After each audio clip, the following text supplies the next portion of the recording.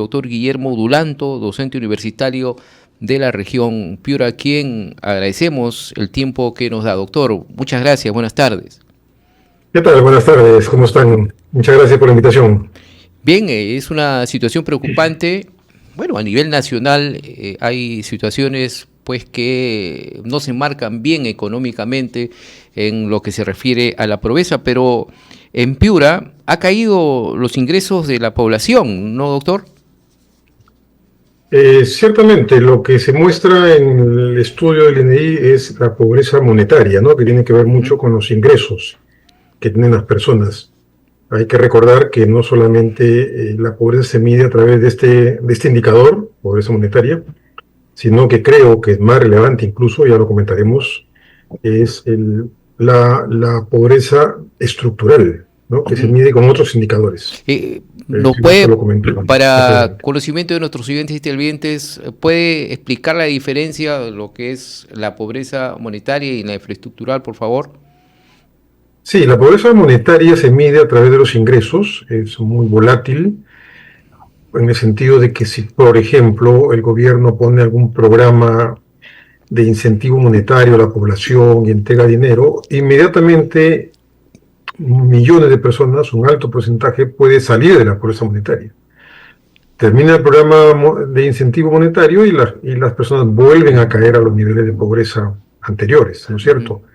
Es cierto, tendencialmente influye mucho el crecimiento económico que provee ingresos a las personas, la inflación que reduce su ingreso monetario real, la inestabilidad política que reduce la inversión, pero es un indicador, reitero, muy volátil, ¿no?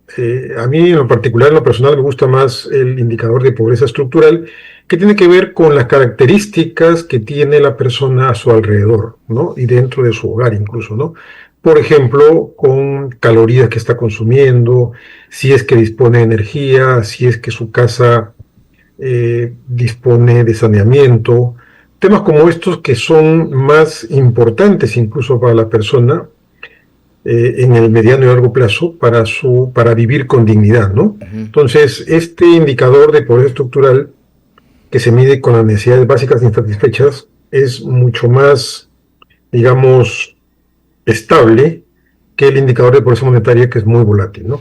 Por Así eso es. hay tanta variedad de opiniones con respecto a cuánto se podría demorar en reducir esta pobreza monetaria, ¿no?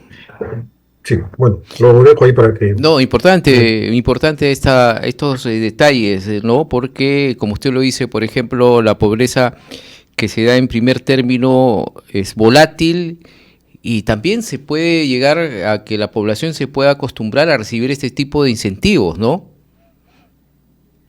Sí, sí, es cierto.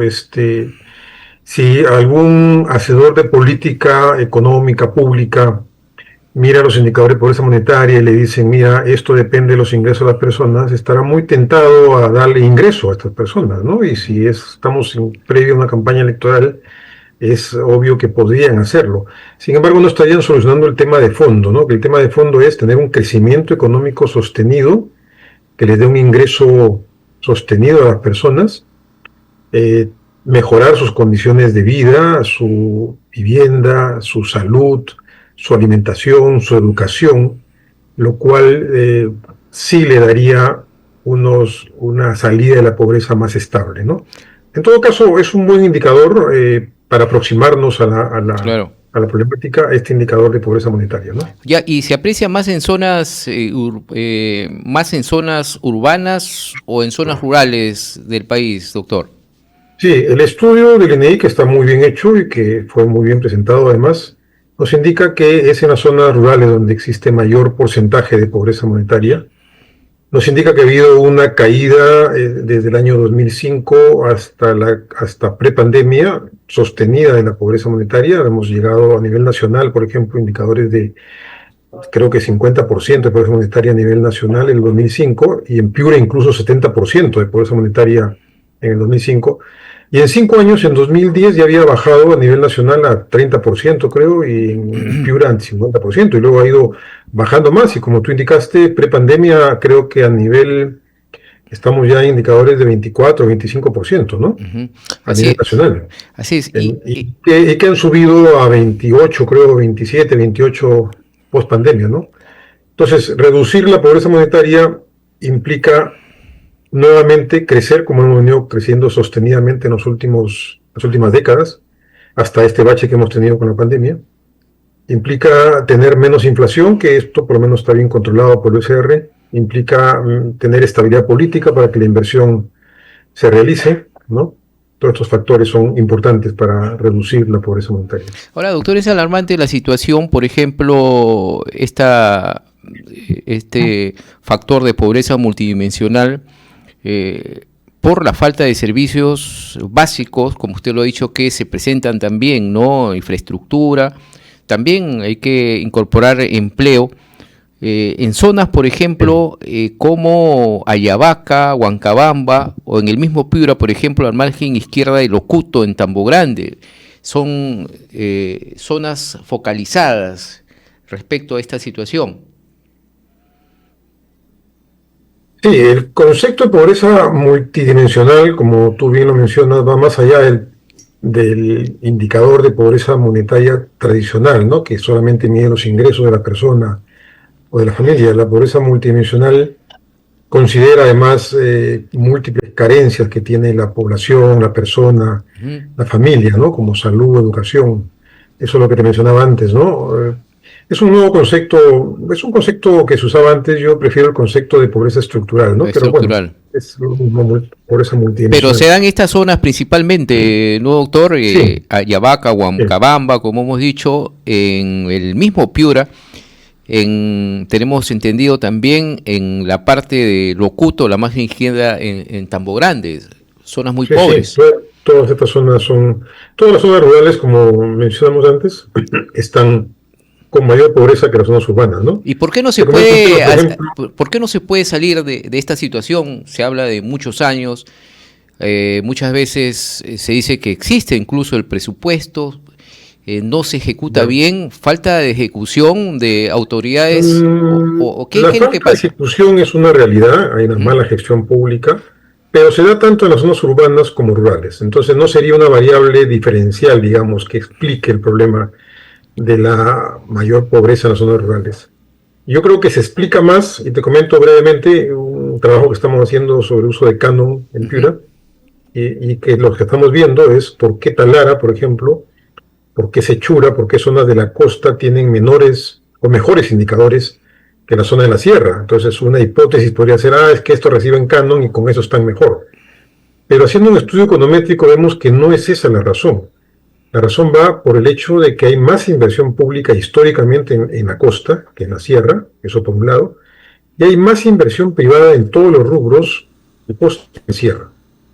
Entonces, la explicación de la mayor pobreza, menores indicadores de salud, peores indicadores de salud, de infraestructura en la sierra y en las zonas incluso de la costa, como tú mencionas, rurales, Locuto, que es una zona costeña pero rural, se debe fundamentalmente a que no existe mucha inversión pública en la zona, de calidad sobre todo, y que no hay mucha inversión privada en las zonas.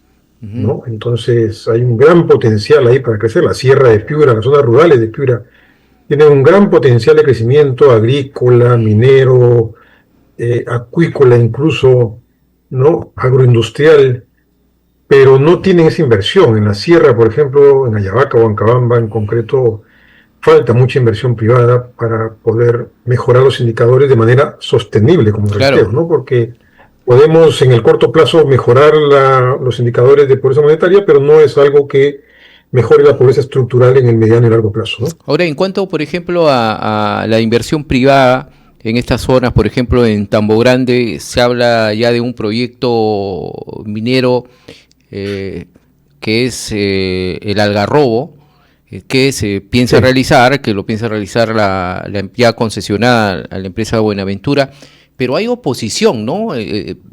Falta de información necesaria porque se habla ya de minería responsable, minería ejecutada por empresas pues reconocidas, que tienen el control medioambiental y todo, ¿no? Pero sin embargo hay una resistencia ahí. ¿Qué es lo que sucede, doctor? Sí, yo creo que hay mucha desinformación en el tema, ¿no? Hay, por un lado, desinformación, por otro lado, hay, no sé si habrá, no puedo afirmarlo, obviamente, pero supongo que están algunos intereses eh, de algunas empresas, no sé si agrícolas o de otro tipo, antimineras, lo que sea, pero creo que hay desinformación, ¿no? Yo, por ejemplo, con el tema de la minería, creo que hay que analizarlo bien. La minería es una actividad que podría eventualmente contaminar el ambiente, pero no solamente la minería, la agricultura contamina el ambiente, la Ujú. pesquería contamina el ambiente, y todas hay que regularlas de manera adecuada.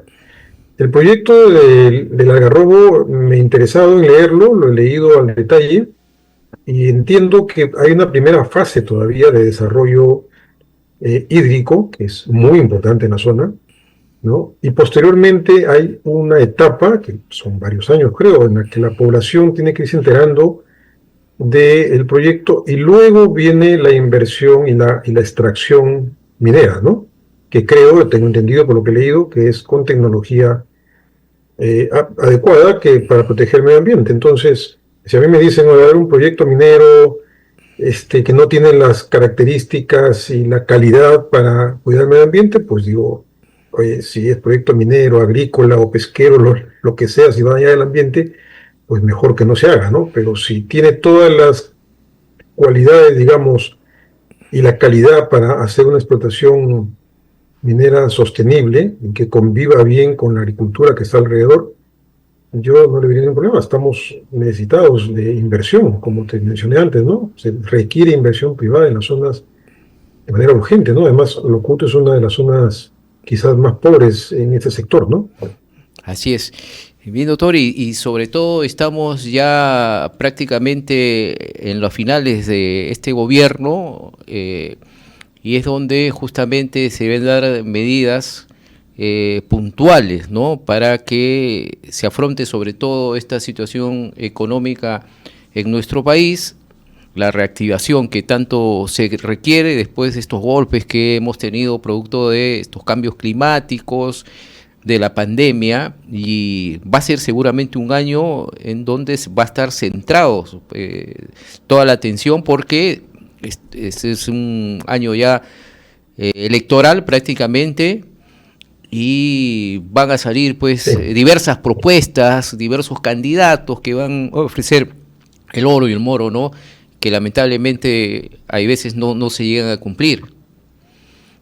Sí, yo creo que va a ser un momento difícil, digamos, para desarrollar inversión, no solamente minera, de todo tipo, Ujú. por la inestabilidad que se va a generar, por las promesas a veces populistas que hacen algunos candidatos para ganar votos.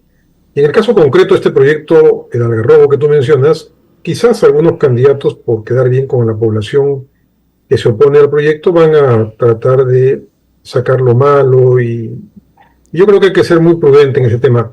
Yo lo que le diría, porque el Estado no lo va a hacer, me parece, Claro. pero lo que diría la empresa es que tiene que invertir en comunicación Ujú. muy fuerte, ¿no? Si ellos están convencidos de que su proyecto y la estructura del proyecto que han hecho en los años que han mencionado, comenzando con una etapa hídrica, es buena para la región, ¿no? Deberían comunicarlo de manera más intensa, ¿no? De manera por todos los canales posibles. Yo creo que yo me he encontrado con personas, hice una declaración, me recuerdo, en un medio de comunicación piurano escrito, y varios colegas, incluso académicos, amigos míos, me decían, pero este proyecto, porque la minería es un tema muy complicado en Piura, por lo que tenemos una gran cantidad de agricultura, ¿no? Incluso hay un proyecto emblemático en la Sierra de Piura, que es el proyecto Río Blanco, que no puede salir porque hay una fuerte oposición. Entonces me decían estos amigos, oye, pero no es que no sabemos nada del proyecto, solo lo que sacó por inversión, que se firmó el contrato, de ahí no sabemos más. Claro, uno tiene que entrar en la página web de la Claro. empresa o de inversión para ver. Pero yo creo que si ellos invirtieran en una campaña de comunicación hacia las personas de buena voluntad, obviamente, y que no tienen intereses y que quieren lo mejor para Piura, podría eventualmente enterarse y tener una opinión ya más favorable y generar una corriente de opinión más favorable. Yo creo que por ahí va el tema, ¿no? Porque, como te dije, toda inversión desde mi punto de vista es buena para Piura y que respete el medio ambiente mucho mejor, ¿no? En cualquier sector. Claro, así es, doctor. Muchas gracias al doctor Guillermo Dulanto, docente de la Universidad de Piura, por estos comentarios, por estos detalles y el análisis que se ha dado de la situación económica en la región Piura. Muchas gracias, doctor. Hasta otra oportunidad. Muy amable. Ok, muchas gracias a ustedes. Hasta luego. Un abrazo. El doctor Guillermo Dulanto aquí en RCR.